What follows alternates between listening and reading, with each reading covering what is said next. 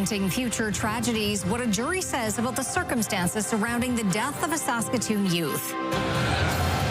A charged debate in front of City Council. What's in store for EV drivers and their bottom line? And how schools are preparing for students born during the COVID pandemic. This is CTV News with Chantel Saunders. Good evening. We begin tonight with the recommendations of a coroner's inquest into the death of a 14-year-old boy living at a group home in Saskatoon. Keenan Sorakon on what's being put forward and what the youth's family is hoping for. Nearly 3 years after 14-year-old Brandon Schaefer Kovacs died while under the care of the province, an inquest has resulted in 5 recommendations aimed at preventing other deaths in the future. I just wanted to say that we miss him dearly and loved him dearly, and that his life mattered. 4 recommendations are aimed at Eagle's Nest for mandatory training signed by the ministry and staff, new sensitivity training to improve understanding of residents' needs, clear separation in reporting, and having group home staff document all interactions and communications with anyone outside the home. The family hopes for the quick and thorough implementation of any recommendations to help safeguard children in the ministry's care. After hearing from staff and family over the previous 2 days, the third day of the inquest heard from high-level Ministry of Social Services administration attempting to unravel the bureaucracy and gaps facing contracted group homes like Eagle's Nest. Jurors learned a series of changes made in 2023 to a policy document for all group homes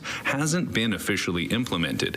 A new draft has been shared with the Advocate for Children and Youth, who has yet to send it back to be finalized. Those changes include requiring added documentation, having over-the-counter medication available, and thermometers working and available. The inquest previously learned no Eagle's Nest staff checked Schaefer Kovacs with a thermometer in the 4 days he was sick before he was sent to hospital. He would die there 3 days later after being infected with influenza A and streptococcal pneumonia. Ministry staff say Eagle's Nest has made changes which would be in alignment with the new draft, but that can't be confirmed since they aren't required to send those changes to the ministry. New mandatory training only applies to new group homes operating in the province or new hires, not existing staff. The family says they remain dedicated to advocating and honoring his memory by working towards systemic improvements. Keenan Sorakon, CTV News, Saskatoon. The city of Saskatoon won't be picking up the tab to recharge electric vehicles at 2 of its facilities. Stacey Hine on the charged decision.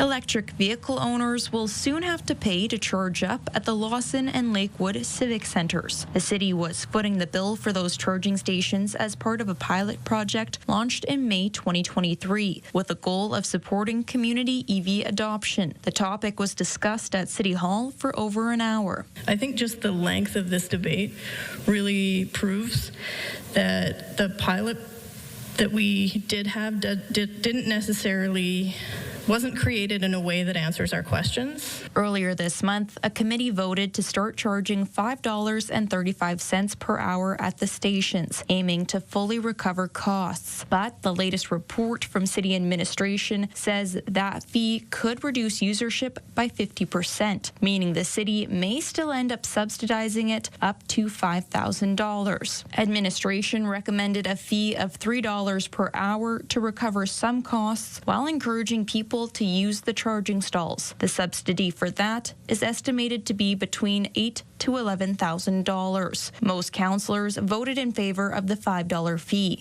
Users should pay for a service, and I'm optimistic that the usage would be better than 6%, so we would get cost recovery. Councillors Jasmine Parker and Catherine McDonald were opposed, saying they'd rather opt for the $3 fee. For a small subsidy, we can continue to operate in this space, and we can continue to gather data.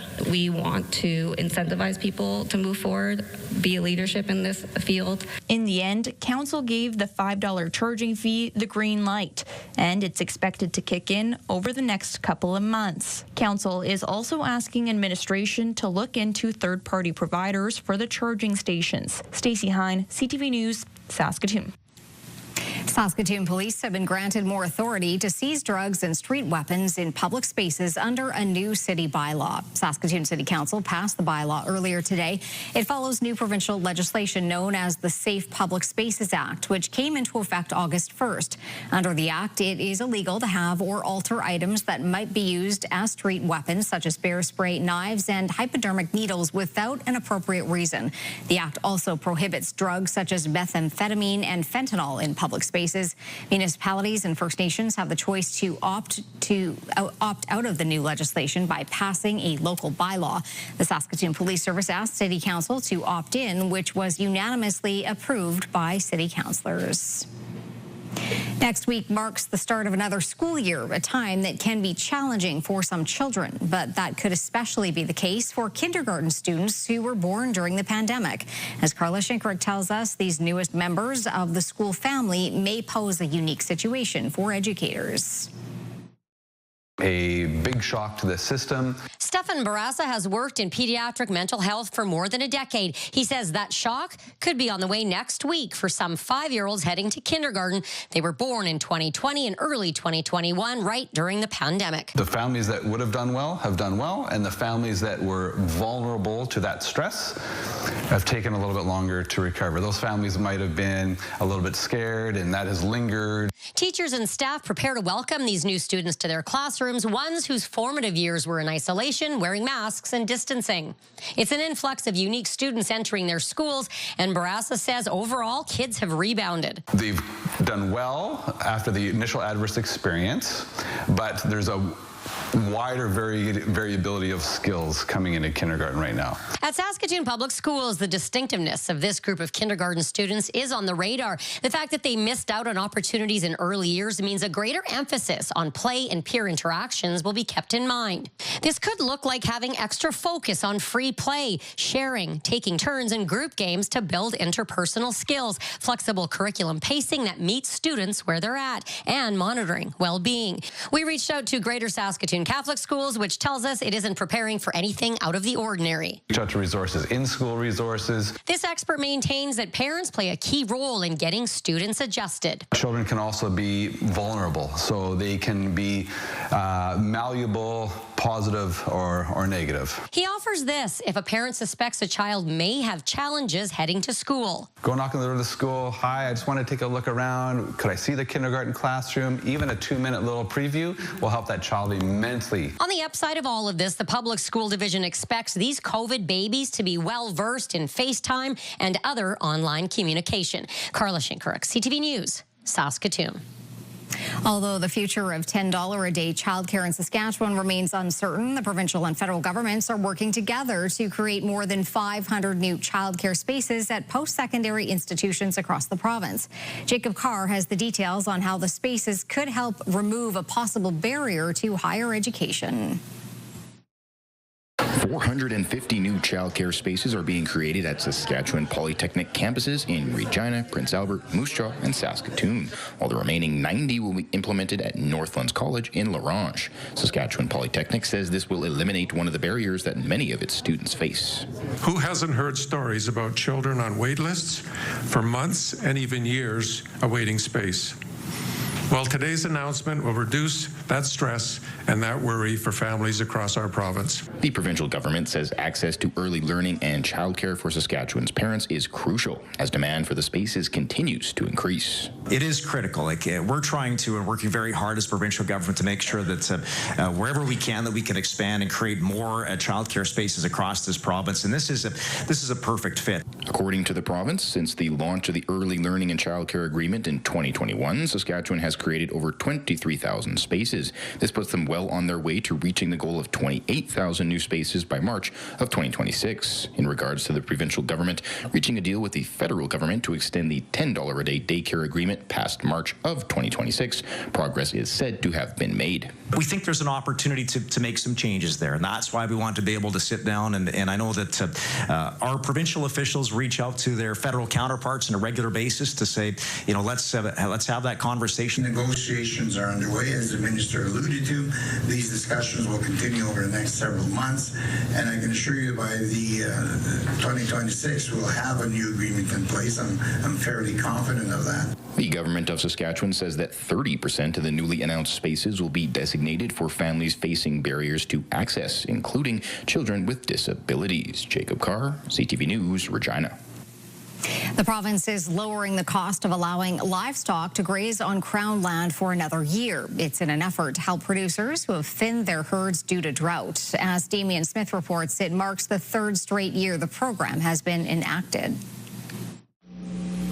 As harvest ramps up, another year of drought has left some producers looking for more moisture. Tough battle. Our area's in very tough shape, and looking forward, if the crop prices stay the same, we're going to be in a whole lot worse shape even moving into next year. Members from the rural municipality of Big Stick and surrounding communities have had to declare states of emergency related to drought conditions, which marks the 9th year in a row. They joined the Saskatchewan NDP at the Legislative Building in Regina to call on the province to provide more support for those dealing with drought conditions. One of the producers shared with me that it's been so dry that the fertilizer they applied 2 years ago still hasn't dissolved. They also shared with me that local data, including yield and rainfall, show that the 9 years of this protracted drought is worse than the 1930s. In response to the dry summer, the Ministry of Agriculture has announced that it is once again offering the Crown Grazing Lease Rental Reduction Program for the 2025 grazing season. To be eligible, the leasees must reduce their stocking rate by 20% or more compared to the approved carrying capacity of the leased grazing land due to ongoing dry conditions. To be eligible, applicants must apply before October 31st. Projects are eligible for up to 50% of eligible costs, and eligible applicants can receive a rebate for more than one project to a maximum of $75,000 until the end of the program in March 2028. And the program was also available in the years of 2023 and 2024 to help those who have to deal with the dry conditions. Damien Smith, CTV News, Regina Beach.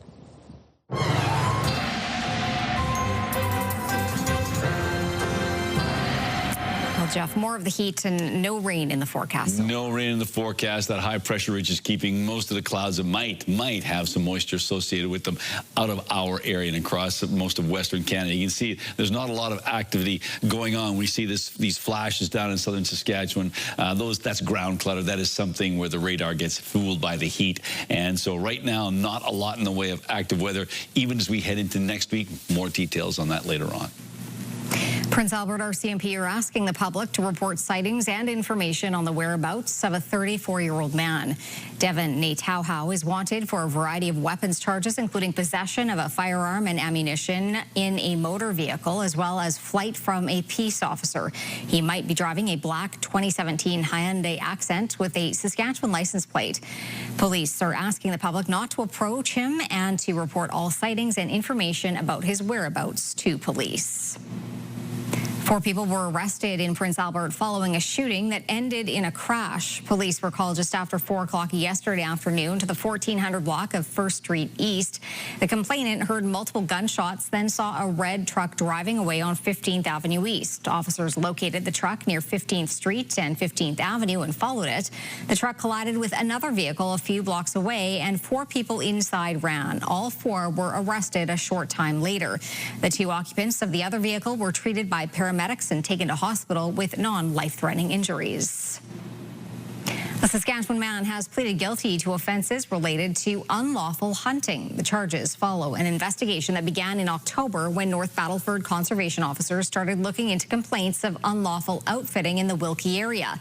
The province says the officers tried to stop a vehicle believed to be involved in hunting, but the vehicle took off and the driver refused to stop. RCMP also tried to stop the vehicle, which was then tracked to a home on the Red Pheasant Cree Nation. Elliot Meachance was charged charged and pleaded guilty to outfitting without a license, driving while prohibited, and failing to stop for a peace officer.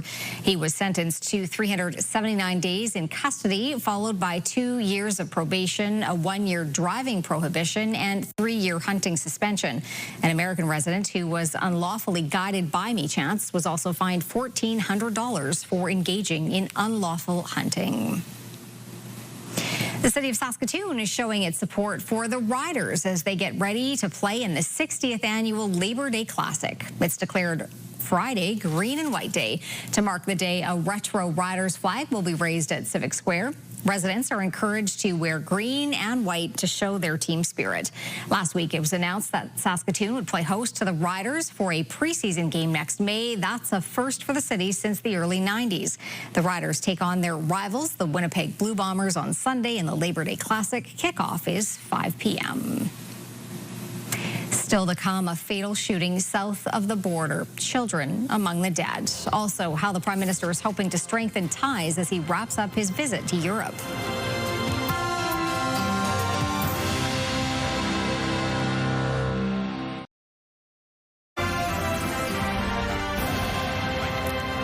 You're watching CTV News live from downtown Saskatoon. Thanks for staying with us.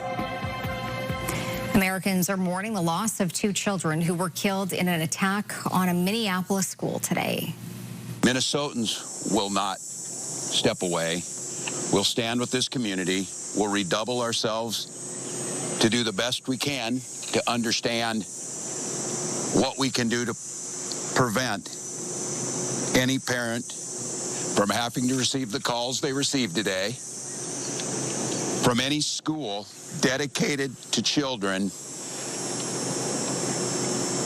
having to respond to a situation that, as we said, is unthinkable, but that's all too common, not just in Minnesota, but across this country. 17 people were injured when a man opened fire through the windows during Mass at the Catholic school. All of the injured children are expected to survive. The 23-year-old gunman later took his own life. The FBI is investigating the shooting as an act of domestic terrorism and hate crime targeting Catholics. The Pope sent a telegram of condolences saying he was profoundly saddened to learn of the shooting. Flags will fly at half-staff at all state buildings and at all U.S. federal government buildings until sunset on Sunday.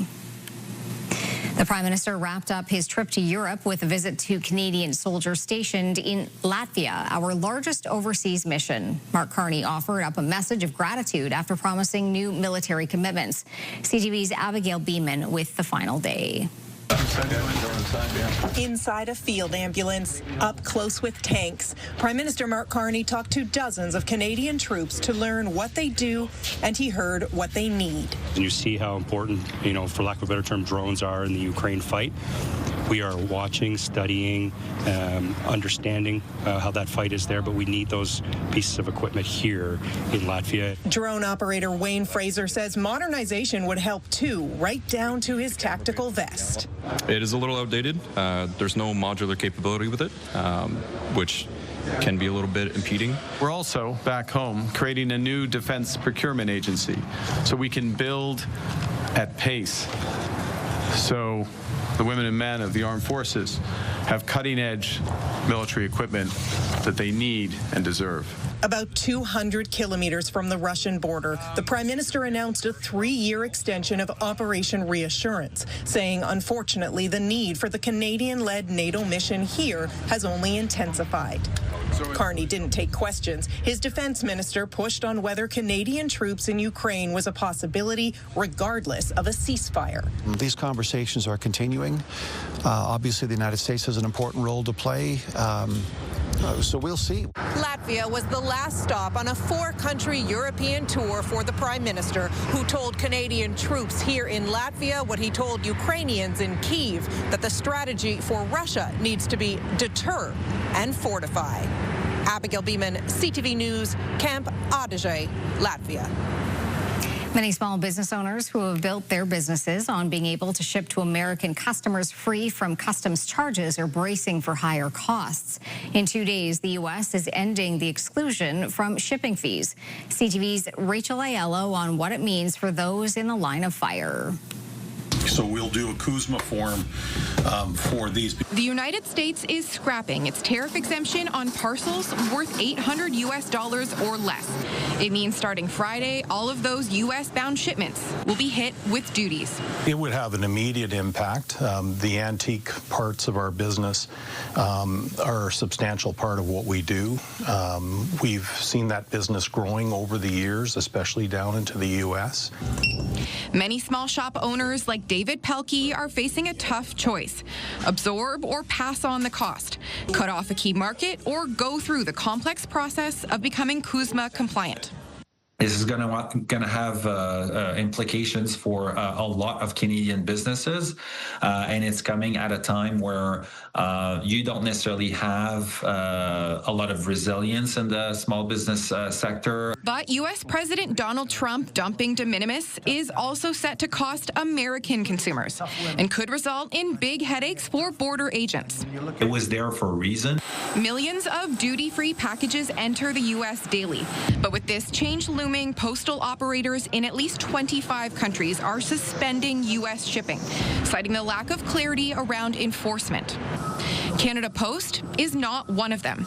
Instead, they'll be using a third-party program to collect and send the duties directly to U.S. Customs.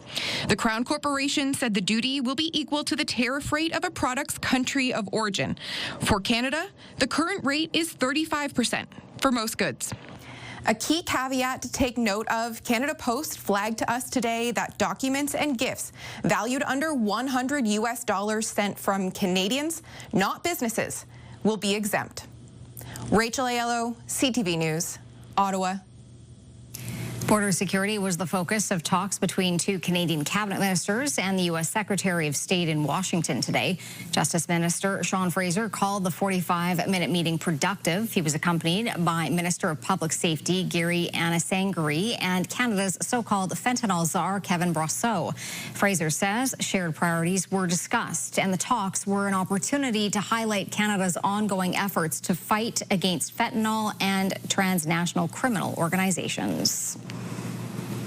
Air Canada's flight attendants started voting on a newly mediated agreement today. Voting will run until September 6th. Terms of the new agreement include a 12% increase for junior flight attendants and 8% increases for more senior members, with raises coming in the following 3 years.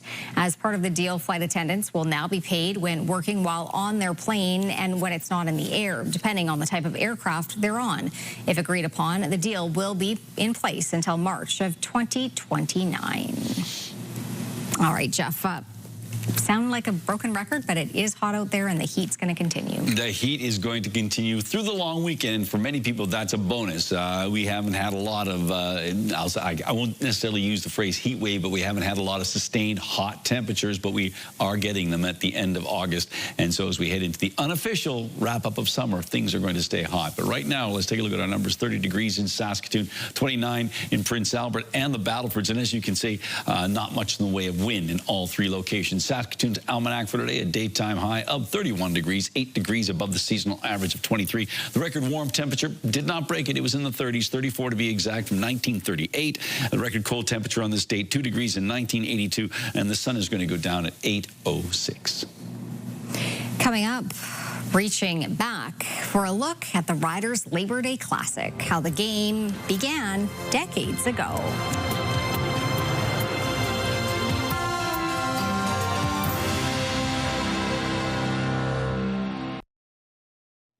All right, welcome back. Let's take a look at our, let's look at the bugs, the bugs, oh man. All right, it's the invasion. All hail our new insect mask. Oh, that was a good one. This is pretty good. All right, yeah, you're getting, free feed, this is good. Let's hang around. Wow, this is like a Hitchcock movie, except it's bugs. Well, okay, I guess we got to finally, okay, let's move on. That was pretty good, though. I thought that was pretty keen. Ground clutter here, so not a lot of active weather. Big old high pressure ridge in place. We are dealing with hot and dry weather out in eastern Canada, cooler and much more active. And you can certainly see a lot of active weather in the in south of the border, from the Pacific Northwest all all through the Intermountain West down into some of the Plains states. So just an interesting mix of conditions. But Western Canada, things are pretty dull in some respects. 30 degrees in Saskatoon, 29 in Prince Albert and the Battlefords. The hot spot in the province, that was Waseeka down in southern Saskatchewan at 32 degrees. Key Lake, the cold spot at 6. Around the province we go, starting off with larger communities. Again, as it has been the last couple of days, not much in the way of temperature variation here. 30 degrees in Lloydminster and Moose Jaw, 28 in Swift Current, 29 in Regina and Estevan, 27 in Yorkton. In central parts of the province, temperatures range from 25 degrees in Hudson Bay up to 30 in a few locations, many locations hanging around that 28 or 29 degree mark. Up north, roasty toasty temperatures there too. Look at that, Stony Rapids at 30 degrees right now, 25 in Collins Bay, 31 in Buffalo Narrows, 25 in La Ronge, and down south. A number of communities still at 30 degrees, and then as we temperatures dip a little bit, still in the high 20s.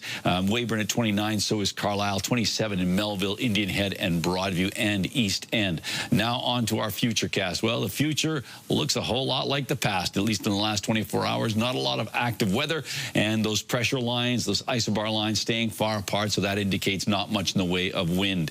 So as we take a look at our heat warnings, a goodly chunk of Alberta is under a heat warning, and just some parts of the northwestern part of our province. Same as just a bit of an expansion on yesterday's heat warnings. Waskesiu, La Ronge, north of Meadow Lake Provincial Park, up towards Clough Lake and Cree Lake. So those areas are under heat warnings in our province. So tomorrow, temperatures in the low 30s for northern Saskatchewan with a mix of sky conditions. The temperature pattern is actually pretty stable across the province, or at least consistent, around 32 or 31 in the west central. Southwest, temperatures around 30 degrees. The same is pretty much true for the southeastern part of Saskatchewan and into east central Saskatchewan. Temperatures, you guessed it, of around 30 degrees. Now on to our details for the Battlefords. Dropping down to 12 degrees overnight, but warming up to 32 tomorrow under mainly sunny skies. Staying at 32 for Friday and Saturday. Sunday, 30 degrees. For holiday Monday, 27. And cooling off for back to work Tuesday at 19 degrees. For Prince Albert, 11 degrees with partly cloudy skies overnight. Mainly sunny conditions on Thursday with a high of 31. Not much in the way of wind to maybe cool things down a bit if you're outside. 32 degrees on Friday and Saturday, 29 on Sunday. Holiday Monday, 24 degrees with mainly cloudy skies. Staying mainly cloudy on Tuesday and Wednesday. Back to work Tuesday, 17. Wednesday, 21. Saskatoon's overnight temperature, 12 degrees. Winds from the southeast at 15. Pretty much the case tomorrow. Southerly wind at 10 kilometers an hour. Not much of a wind at all. 32 degrees with mainly sunny skies for Thursday in Saskatoon. 32 as well on Friday. Saturday, a bit more cloud and 31 degrees. Staying at 31 with more sunshine on Sunday. Monday, holiday Monday, 28 degrees with mainly cloudy skies. Cooling off a bit on Tuesday, 19 degrees, and 21 on Wednesday. And yes, 21 is still a little bit below seasonal. A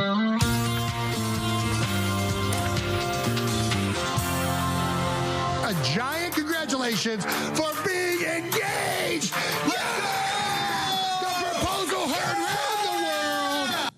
Is he coloring his beard? I think he is. Anyhow, Instagram parent company Meta says online reaction to Taylor Swift's engagement post was record-breaking. That was Travis Kelce's brother Jason sending enthusiastic well wishes to the newly engaged couple. Millions of others also liked the news of the engagement. The joint post racked up more than 14 million likes in 1 hour, which Meta says is a record for Instagram.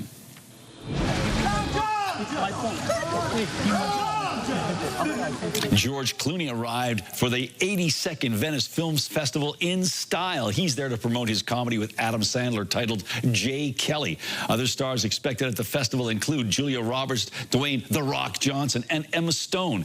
Oscar-winning directors like Guillermo del Toro and Catherine Bigelow also have films debuting. The festival kicked off about 7 hours ago and runs through September the 6th.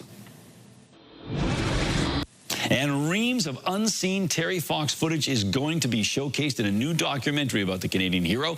Toronto filmmaker Sean Menard says he pulled from more than 90 reels of restored and mostly never before seen footage for Run Terry Run. He says it draws on hours of film taken by a crew who accompanied Fox on his marathon of hope and shows a more personal side rarely seen in news coverage. The film is set for release later this year.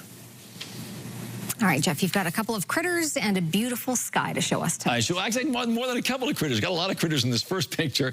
Yes, we're going to start off with this one from Dave Walters. Yes, this is a shot taken of Waskesiu. He doesn't give us a lot of details. All he says is Waskesiu. But Dave sent us this picture. So yes, the elk on the fairway. I'm not sure which fairway this is at the Waskesiu Golf Course, but yeah, they're enjoying the freshly cut grass. It's lovely and groomed and comfortable.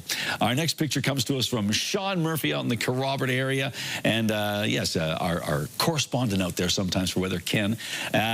Farm cat finding shade in the beets. So that ginger cat is certainly knowing how to keep cool with these hot temperatures. So thank you, Sean, for that picture, and hello to Ken. And finally, from Heather, we've got ourselves a lovely shot. This was taken on Monday, I believe. Sunrise, 5 a.m., Candle Lake. This lasted for about 5 minutes, and then the clouds moved in, and it was gone. So yes, enjoy the sunrises and sunsets while you can. And thank you all for sending these pictures our way. And if you'd like to send us an image, you can send it to cfqcnews@ctv.ca.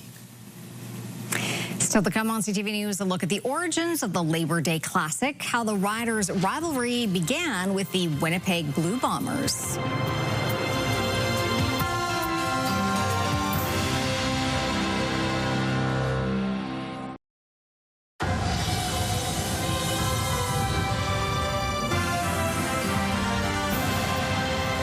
The Riders hit the field for their first practice, preparing for the Labor Day Classic. Sunday will be the 60th edition of the Labor Day Classic. Donovan Mace has a look back at where it all began.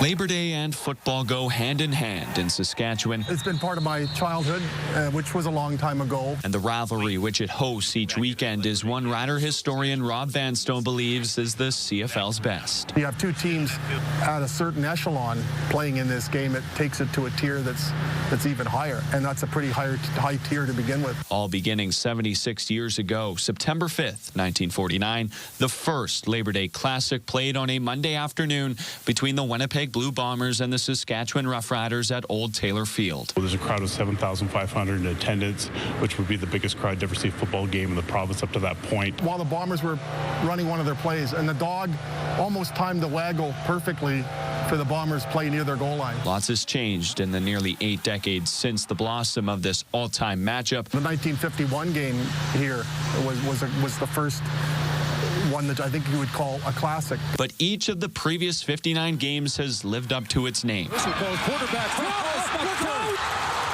Barry Joseph, touchdown! Producing classic moments. That's the one that would win in terms of being the iconic play in this iconic game. Career-defining games. It's a walk-off game winner for Brett Lauder. Spectacular finishes. 1983 game.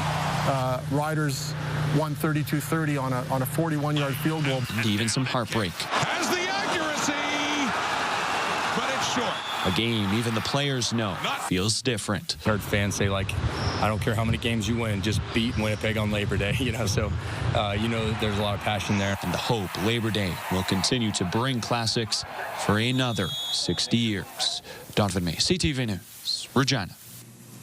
When we come back, a closer look at what we can expect in the Labor Day Classic, and later crowning the best Baldy. We'll explain.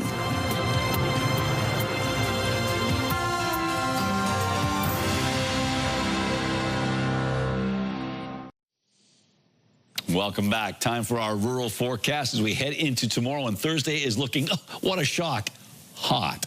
And we've got ourselves temperatures in the low 30s. Look at that, 32 degrees for Meadow Lake and Lloydminster, 31 for Kindersley, Spiritwood, and Watrous and Outlook at 30 for Melfort, and still hot, albeit at 29 in Hudson Bay and Wynyard, and many places dealing with big-time sunshine, or at least mainly sunny skies, a little bit more cloud towards the western side of the province. Down south, mainly cloudy skies prevailed. A little sunnier in Broadview and Carlisle, but look at those temperatures, 28 in Broadview, Carlisle, 29 in Kenora. Over towards the southwest, things aren't super hot, but still warm up around Rosetown and Leader. Lumsden, 32 degrees. What do we anticipate for Kenosee? Well, we're anticipating 29 degrees for Kenosee Lake and area.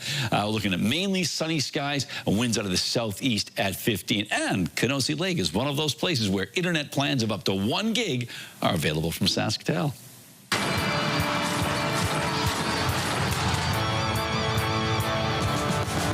And welcome to another edition of X's and O's with Wes Cates. It is the Labor Day Classic. Riders, Bombers. You played in a couple of these. You won all of them as a rider. So what are your memories and kind of what's it like for a player to be playing in these classics? Yeah. Well, thanks for mentioning that, Lee. Yes, I did win all the Labor Day games I played in, and I didn't miss one in my career with the Riders. I just know that Labor Day is the biggest game, especially for the fans outside the Grey Cup for the Riders. So I feel like this is a must-win for these Riders, especially after dropping that game against Calgary and making that Western Conference a little closer. I do remember in 07, obviously everybody remembers the carries. Joseph Drought almost got the ball on that play, but they were in man. The linebacker followed me, so Carey was supposed to take it up the middle, and worked out great. One of the most classic plays, right? But I also remember 2011, we weren't that good. We probably had already 6 or 7 losses by Labor Day, and I was hurt for a big part of that stretch. But I came back around Labor Day, and we ended up winning. I think we beat Toronto the week before, then won Labor Day, and then actually went and won the Banjo Bowl. So I'm like 3-2 in Banjo Bowl, or 2-3, I think. I won't get it mixed up. But so yeah, this is the most exciting game of the regular season for the Riders by far. I admit the atmosphere is a little bit different compared to the old Mosaic Stadium and the new Mosaic Stadium. Had more of a college feel in the old one, but nevertheless, it's going to be a full stadium for this game. You talked about running plays that you had. Let's talk about the running game for Winnipeg. That's their strength. They're #1 in the league right now, and Saskatchewan's #1 in the league in stopping it. So Brady Oliveira, is that going to be the targeted player that they must stop on Sunday?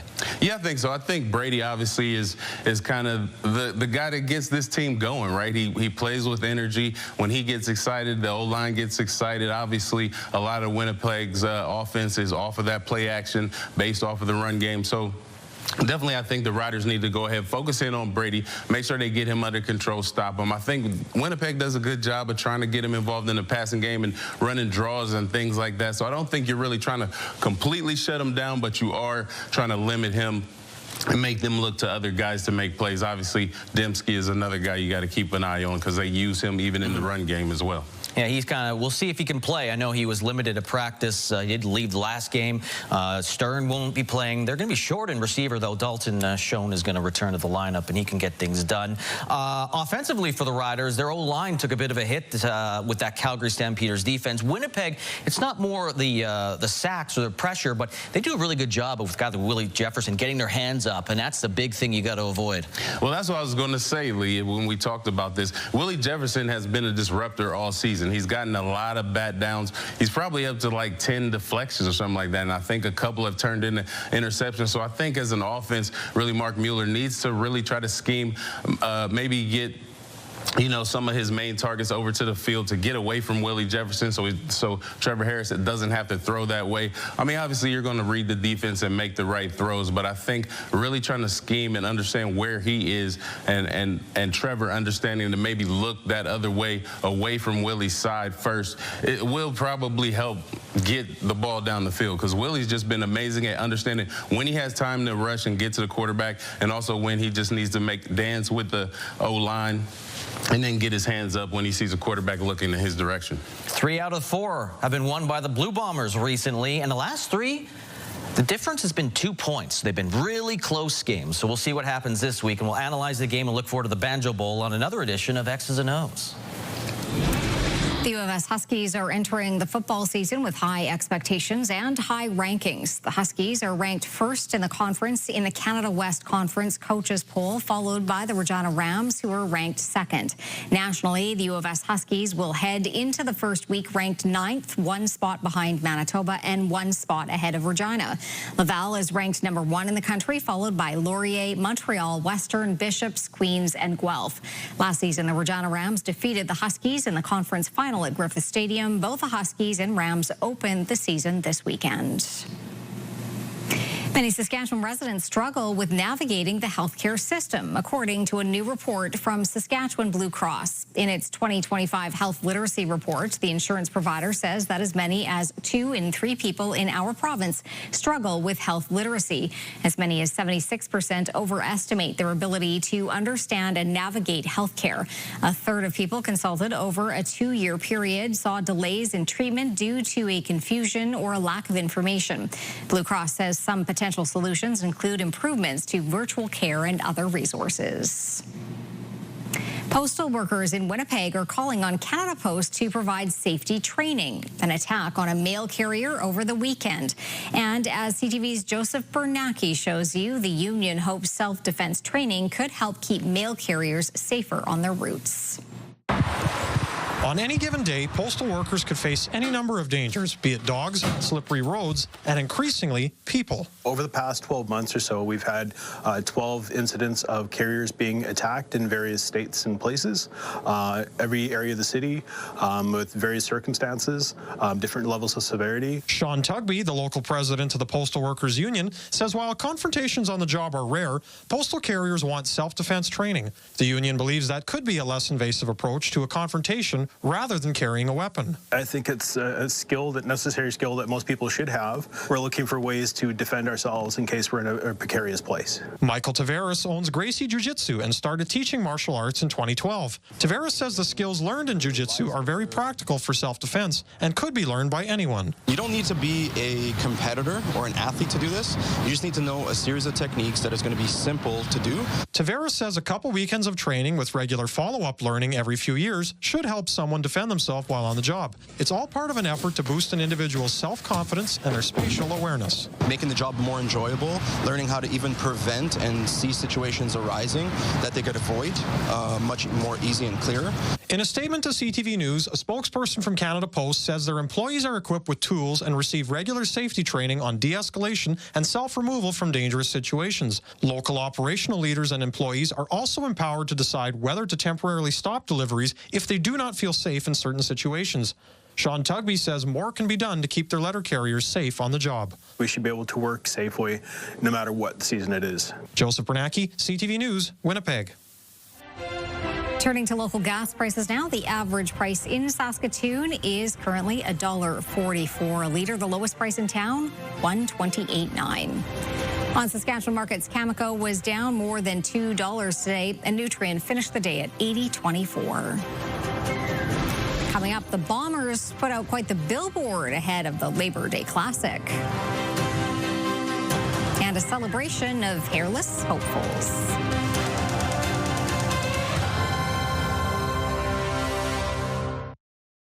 Select Hair Services brought to you by Sage, the Beauty Bar.